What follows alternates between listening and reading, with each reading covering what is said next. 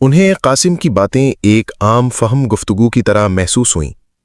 کچھ دیر بعد شہزادی نے انتہائی مروب لہجے میں کہا، معزز مہمان، میں نے دل سے فیصلہ کر لیا ہے کہ میں اپنا آبائی مذہب عیسائیت ترک کر کے آپ کا مذہب اسلام اختیار کروں گی۔ شہزادی کی بات ختم ہی ہوئی تھی کہ باٹا کزین بول اٹھا، چلو یہ تو اور بھی اچھا ہوا، اب آپ ہم سب کو مسلمان کر دیجئے۔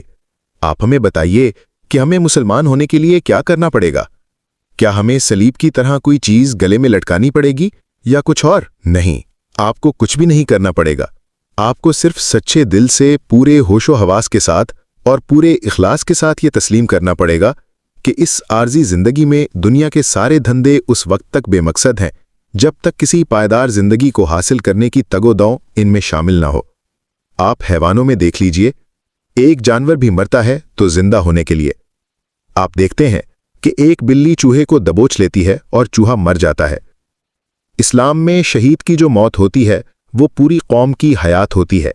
ہم جانوروں میں تو یہ دیکھتے ہیں، لیکن ہم انسان خود اس حقیقت پر یقین نہیں رکھتے۔ جانور تو محض اپنی اگلی نسل میں زندہ ہوتے ہیں، لیکن انسان کو جو زندگی مر کر ملتی ہے وہ صرف نسل کی بقا پر موقوف نہیں بلکہ ہر قسم کی مادی آلائش سے ماورا ایک خالص روحانی زندگی ہوتی ہے۔ آپ کو مسلمان ہونے کے لیے اسی زندگی پر ایمان لانا ہوگا اور یہ بھی ماننا ہوگا کہ اس زندگی کا مالک اللہ ہے جو واحد لا شریک ہے اور ارض و سماوات کا اکلوتا الہ ہے۔ صرف اسی کی اطاعت انسان پر فرض ہے اور دنیا میں موجود باقی ہر چیز کا خوف دل سے دور کرنا توحید ہے۔ آپ کو صرف چند کلمات ادا کرنے ہوں گے۔ اگر آپ کا ایمان ان حقائق پر دل سے قائم ہو چکا ہے تو چلیے میں آپ کو کلمہ پڑھا دیتا ہوں۔ کلمہ پڑھنے کے بعد آپ ظاہری طور پر بھی مسلمان ہو جائیں گے۔ لا الہ الا اللہ محمد الرسول اللہ صلی اللہ علیہ وسلم۔ اور پھر اس خیال سے ان کے لیے اسلامی نام بھی تجویز کر دیے تاکہ بوسنیا کے لوگوں میں ان کی انفرادیت اسلامی ناموں کی وجہ سے قائم ہو سکے۔ قاسم نے باٹا کوزن کے لیے عباس، بوسنیائی شہزادی کے لیے حمیرہ اور ماریا کے لیے مریم نام تجویز کیا۔ تینوں نو مسلم بے حد خوش تھے۔ قاسم ان کے ساتھ دیر تک اسلامی اعمال و فرائض، نماز، روزہ، حج، زکوٰۃ اور جہاد کے موضوع پر باتیں کرتا رہا اور انہیں دیر تک اسلامی اعمال و فرائض ادا کرنے کے طریقے سمجھاتا رہا۔ کسی کو پتہ بھی نہ چلا اور رات گزر گئی۔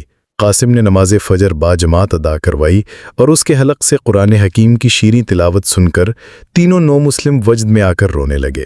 صبح دن چڑھے، قاسم لشکرگاہ لوٹا اور اپنے خیمے میں آ کر سو گیا۔ سلطان مراد خان ثانی چند روز بوسنیا میں مقیم رہا اور پھر لشکر کا پڑاؤ اٹھا لیا۔ اب وہ واپس دارالسلطنت ادرنا کی جانب کوچ کر رہا تھا۔ اس دوران قاسم نے سلطان سے البانیہ جانے کی اجازت لینا چاہی تھی، لیکن سلطان نے انکار کر دیا تھا اور کہا، قاسم بن ہشام، یہ وقت نہیں کہ تمہیں دارالسلطنت یا لشکر سے دور بھیج دیا جائے۔ ہم ابھی پے در پے یلغاروں سے فارغ ہوئے ہیں، ابھی حالات کے بارے میں کچھ نہیں کہا جا سکتا۔ ہونیاڈیر ابھی زندہ ہے اور اس کے پرچم تلے ابھی ہنگری کی پوری فوج موجود ہے۔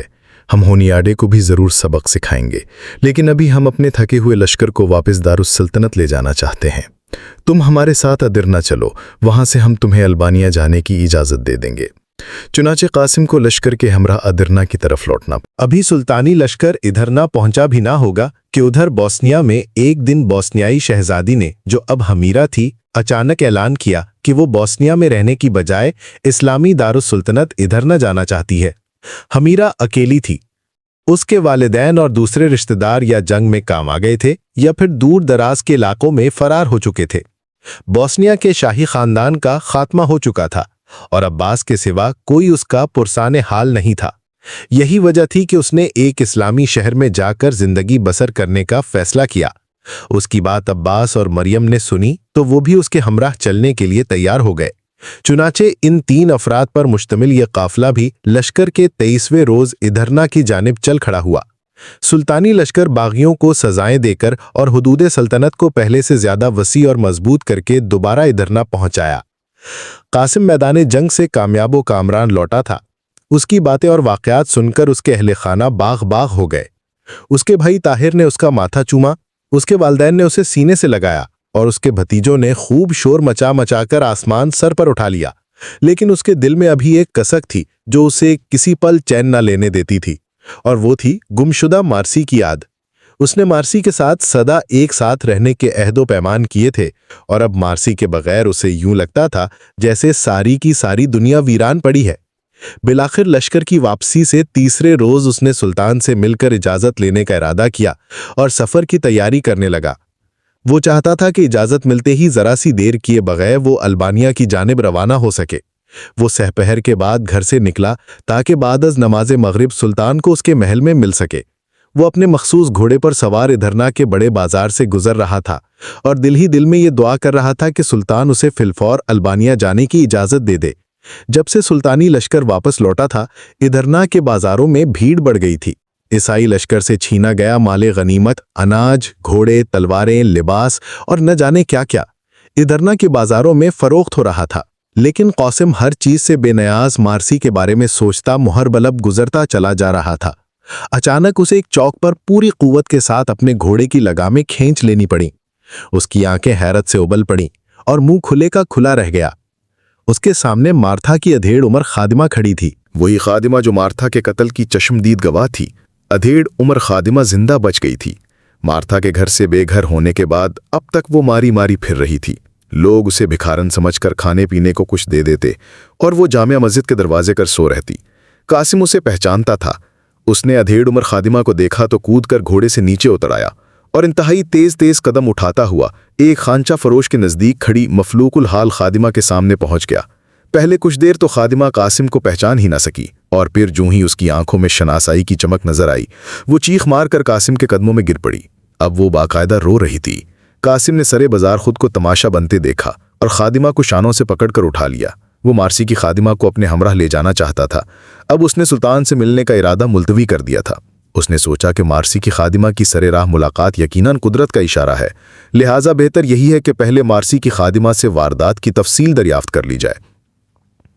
وہ مارسی کی خادمہ کو کرائے کی سواری میں سیدھا گھر لے کر آ گیا۔ سورج شام کی گود میں لوریاں سننے کے لیے جانے والا تھا جب قاسم اپنے گھر میں داخل ہوا۔ گھر میں سب موجود تھے۔ سب سے پہلے قاسم کی بھابی نے ادھیڑ عمر خادمہ کو دیکھا اور حیرت سے اپنے ہاتھ کا کام چھوڑ کر اٹھ کھڑی ہوئی۔ قاسم نے سنجیدہ چہرے سے بھابی کی جانب دیکھا اور کہا، یہ غزالہ کی خادمہ ہے۔ غزالہ کے اغوا سے لے کر اب تک ماری ماری پھر رہی ہے۔ آج کے بعد یہ یہیں رہے گی۔ یہ گھر کے کام کاج میں آپ کا ہاتھ پٹائے گی۔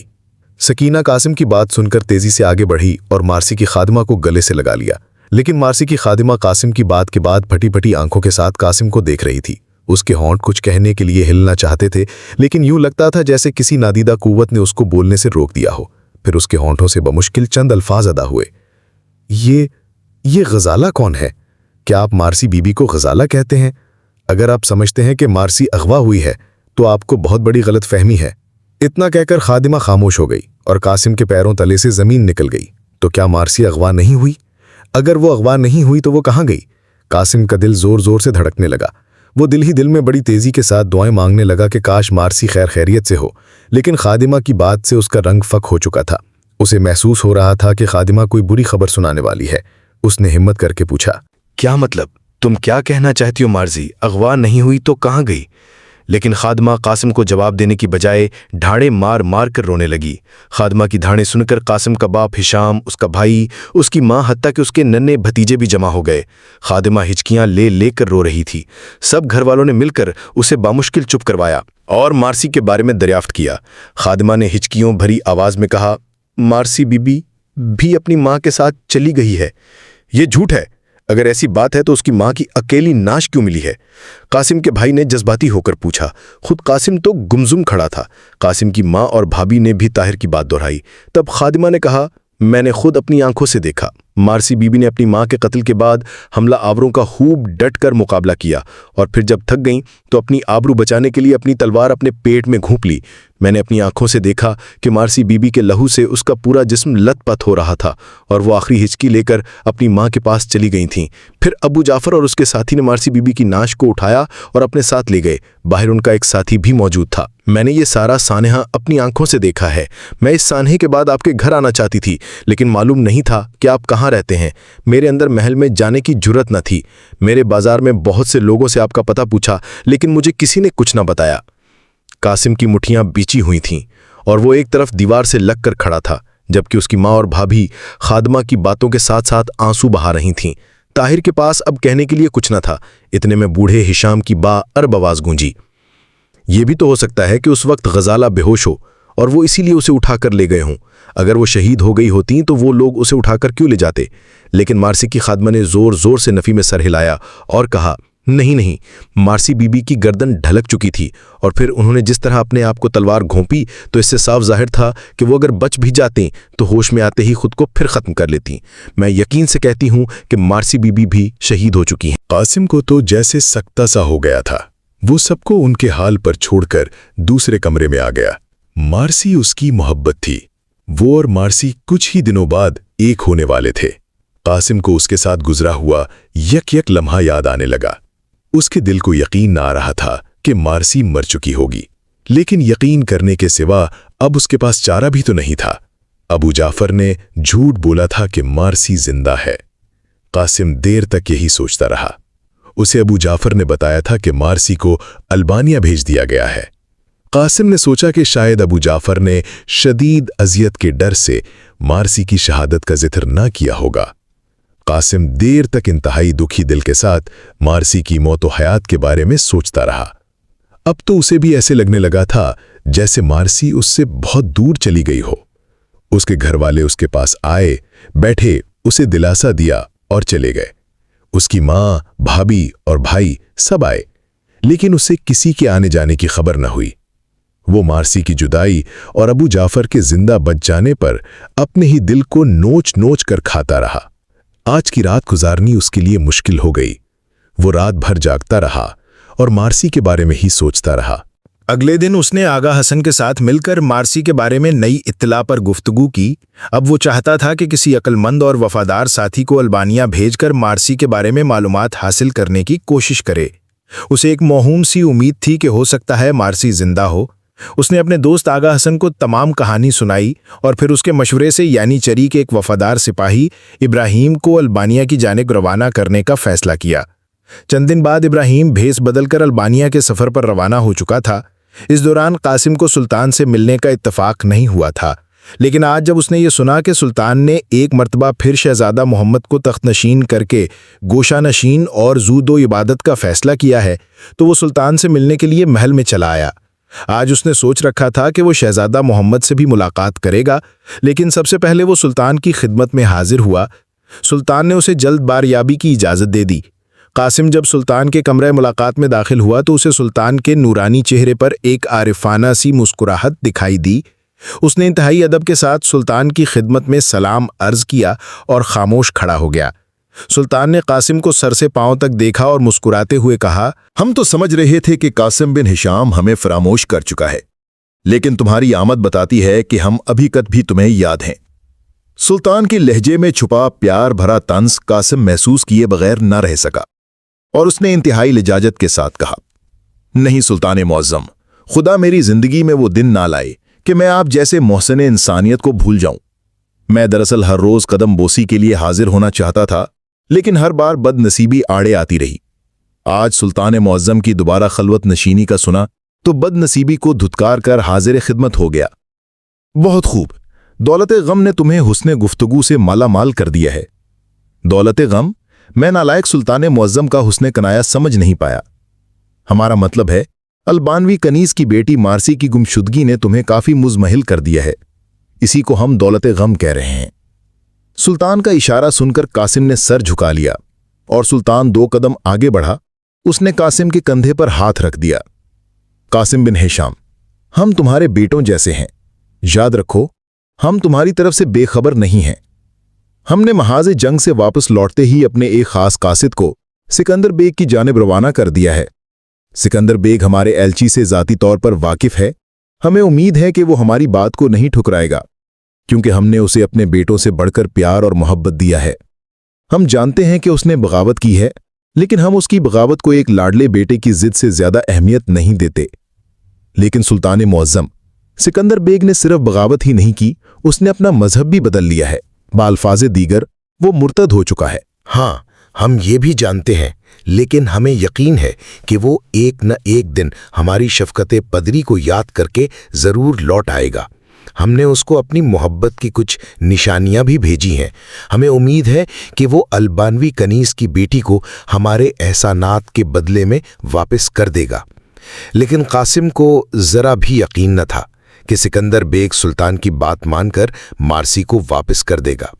اول تو اسے مارسی کے زندہ ہونے کا بھی یقین نہ تھا، لیکن پھر بھی اس نے سلطان کا شکریہ ادا کیا اور کچھ دیر خاموش رہنے کے بعد کہا، سلطان معظم، شہزادہ محمد ابھی کم عمر ہیں اور سلطنت کے دشمن ہر وقت طاق میں بیٹھے ہیں۔ میں سلطان معظم کی خدمت میں اس لیے حاضر ہوا تھا کہ پاسبان ملت کی توجہ یعنی چری کے سپاہیوں کی طرف مبذول کراؤں، جو گزشتہ کئی دنوں سے پھر تنخواہوں کی کمی کا تذکرہ لے بیٹھے ہیں۔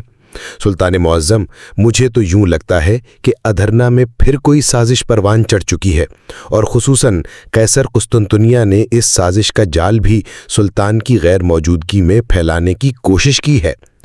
قاسم نے سلطان کی خلوت نشینی سے پیدا ہونے والے خدشات کا ذکر اور تازہ ترین حالات کی تفصیل سلطان کے سامنے پیش کر دی، لیکن اس مرتبہ سلطان نے چونکنے کی بجائے مسکراتے ہوئے جواب دیا، تم فکر مت کرو، ہمیں تنخواہوں کے مطالبات کی اطلاع مل چکی ہے اور ہم نے ینیچری کے سپاہیوں کی تنخواہیں بڑھانے کا حکم بھی جاری کر دیا ہے، لیکن پریشان ہونے کی ضرورت نہیں۔ یہ مطالبات کسی سازش کے نتیجے میں سامنے نہیں آئے، بلکہ ایک مدت سے سپاہیوں کے اسی مطالبے کی ہمیں اطلاع دی جاتی رہی ہے۔ لیکن سلطان کی تسلی سے سلطان خود مطمئن ہو قاسم مطمئن نہیں تھا۔ اسے یوں لگتا تھا جیسے قیصر کے جاسوس ابھی تک ادھرنا میں چھپے ہوئے ہیں۔ وہ کچھ اور دیر بھی سلطان کے پاس رہا۔ اس دوران سلطان نے اسے بتایا کہ وہ ایک بار پھر آئے دین کی فضاؤں میں اپنے معمولات میں مشغول ہونے کے لیے جا رہا ہے۔ یہ سلطان کا فیصلہ تھا اور قاسم اسے روکنے کے لیے کچھ نہ کر سکتا تھا، چنانچہ وہ چپ رہا۔ واپسی پر قاسم شہزادہ محمد سے بھی ملا اور باقی کا تمام دن وہ تقریباً ایک ساتھ رہے۔ چند دن بعد سلطان آئدین کی خانقاہ میں جا چکا تھا اور شہزادہ محمد ایک مرتبہ پھر سلطان محمد خان بن کر تخت حکومت پر جلوہ افروز تھا۔ ادرنا میں خوب چہل پہل تھی۔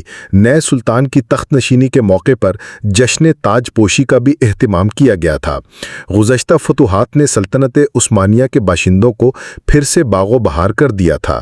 ادرنا کی گلیاں اور بازار خوب سجے ہوئے تھے۔ دور دراز کے مسافر اور سوداگر اپنا اپنا مال و متاع لیے ادرنا پہنچ آئے تھے۔ روزانہ الصبح جب شہر کے دروازے کھلتے تو سوداگروں اور مسافروں کا تانتا بن جاتا۔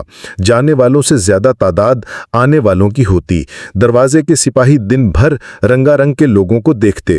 قاسم بھی روزانہ الصبح ینیچری کے معسکر جانے کے لیے فصیل کے دروازے سے گزرتا۔ ایک روز وہ اپنے وقت پر اسی دروازے سے گزر رہا تھا کہ اس کی نظر یورپ کی جانب سے آنے والے ایک قافلے پر پڑی۔ قافلہ نہ بہت بڑا تھا اور نہ چھوٹا، یہ قافلہ بھی سوداگروں کا ہی معلوم ہوتا تھا۔ فصیل سے باہر سامان سے لدے اونٹ قطار میں بیٹھے تھے اور قافلے میں شامل مرد و خواتین نیچے زمین پر جگہ جگہ چٹائیاں بچھا کر کھانے پینے میں مشغول تھے۔ قاسم نے قافلے کے قریب سے گزرتے ہوئے ازراہ معلومات ایک سوداگر سے پوچھا، بھائی صاحب، یہ قافلہ کس ملک سے آیا ہے؟ ہمارا قافلہ سربیا کی سرحدوں سے آیا ہے، قاسم نے رکے بغیر سوال کیا تھا اور پھر اپنے گھوڑے کی لگامیں ڈھیلی چھوڑ دی تھیں۔ لیکن سربیائی سرحدوں کا ذکر سنتے ہی نہ جانے کیوں اس کے ذہن میں بوسنیائی شہزادی کی تصویر گھومنے لگی۔ قاسم کا گھوڑا اپنی رفتار سے دوڑتا ہوا معسکر کی جانب اڑا چلا جا رہا تھا۔ سربیائی سرحدوں سے آنے والا قافلہ ادرنا پہنچتے ہی منتشر ہونے لگا تھا۔ قافلے میں شامل ہر فرد اپنی اپنی منزل کی جانب چل دیا تھا، لیکن دو اجنبی عورتیں اور ایک بوڑھا مرد ابھی تک ششو پنج میں مبتلا تھے۔ ادرنا میں ان کو جاننے والا ایک ہی شخص تھا اور وہ تھا قاسم بن ہشام، کیونکہ یہ دونوں عورتیں حمیرہ اور مریم تھیں اور بوڑھا مرد عباس تھا۔ یہ لوگ لشکر کی روانگی سے 23ویں روز بوسنیا سے تو چل پڑے تھے، لیکن سوداگروں کا قافلہ جس کے ہمراہ انہیں ادرنا آنا تھا دیر سے روانہ ہوا، ورنہ یہ لشکر کے فوراً بعد پہنچ جاتے۔ آج صبح قاسم اس قافلے کے بالکل قریب سے گزرا تھا۔ اس نے ایک سوداگر سے قافلے کی بابت سوال بھی کیا تھا، لیکن اس کا سامنا حمیرہ سے نہ ہو سکا تھا۔ کافی دیر سوچ بچار کرنے کے بعد عباس نے شہر کی جانب چلنے کا ارادہ ظاہر کیا۔ حمیرہ اور مریم نے چادریں اوڑھ رکھی تھیں، जिन के पल्लुओं से उन्होंने इस्लामी पर्दा कर रखा था। वो लोग फसील के बड़े दरवाजे से शहर में दाखिल हुए और बगैर किसी से कुछ पूछे अंदरूने शहर की तरफ बढ़ते चले गए। इनके पास ना तो कोई सवारी थी और ना ही बहुत ज्यादा साजो सामान था। शहजादी के पास कुछ हीरे जवाहिरात और बाकी जेवरात थे। इस तरह अब्बास और मरियम भी अपने घर का कीमती सामान साथ लेकर रवाना हुए थे। उन्होंने सोचा था कि वो अपना कीमती सामान फरोख्त करके अदन्ना में मकान और किसी कारोबार का बंदोबस्त कर लेंगे। अब्बास ने तो कहा था कि वो लोग कासिम की मदद से अदन्ना में क़याम पजीर होने का वसीला तलाश करेंगे, लेकिन शहजादी हुमैरा ने ऐसा करने से मना कर दिया था। न जाने उसके दिल में क्या था। हालांकि वो चाहती तो कासिम की मदद से यहां शाही मेहमान बन सकती थी। आखिर वो बोस्निया की शहजादी थी, लेकिन शायद उसने शहजादगी से ज्यादा सादा जिंदगी को तरजीह दी थी। वो लोग शहर के बड़े बाजार में काफी देर तक चलते रहे और बिल आखिर अब्बास ने एक सराय के सामने पड़ाव डाल दिया। अब वो हुमैरा को इस्तफामिया नजरों से देख रहा था। बेटी, मेरा ख्याल है कि हम इसी सराय में क़याम कर लेते हैं। हमें सराय में तो कुछ दिन रहना ही पड़ेगा।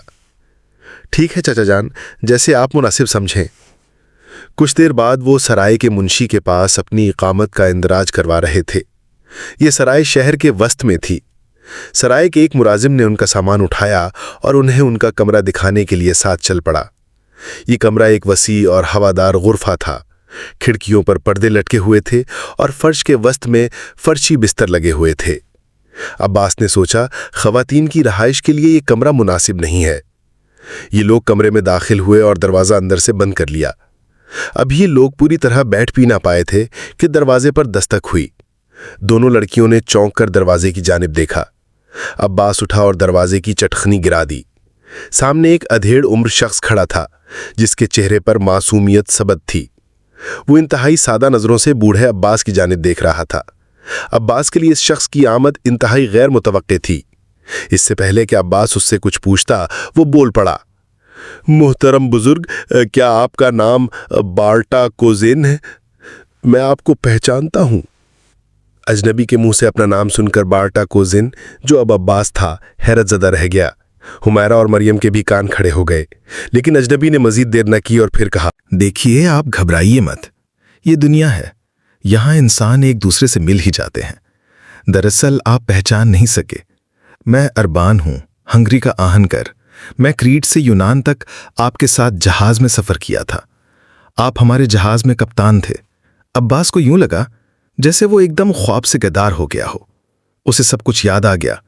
उसे ये भी याद आया कि अरबान के साथ जहाज के अरशे पर खूब महफिल जमती थी और सारे जहान की बातें ज़ेर बहस आती थीं।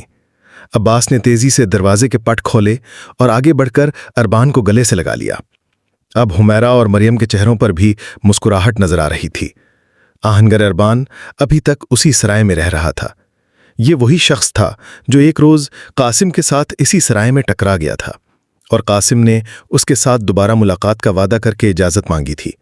लेकिन कासिम अपनी गूनागू मसरूफियात के बदौलत अब तक यहाँ दोबारा ना आ सका था।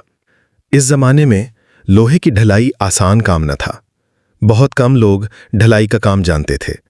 बाकी तमाम आहनगर दर हकीकत लोहार हुआ करते थे, जो लोहा गर्म करके हथौड़े से कूटते और आलात बनाते। अरबान बड़ी बड़ी खटालियां बनाने का फन भी जानता था, जिनमें लोहे को पिघलाया जानता था। वो दर हकीकत एक हकीम और साइंसदान था। इसी ज़माने में गंधक के इस्तेमाल से बारूद का आगाज़ हुआ था, लेकिन अभी तक बारूद के लिए इस्तेमाल होने वाला असलहा कम ही बनाया जाता था।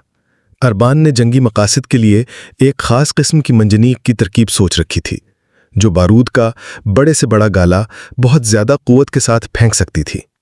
यही अरबान अब्बास का पुराना शनासा था। उसे मालूम न था अब्बास इस्लाम कबूल कर चुका है।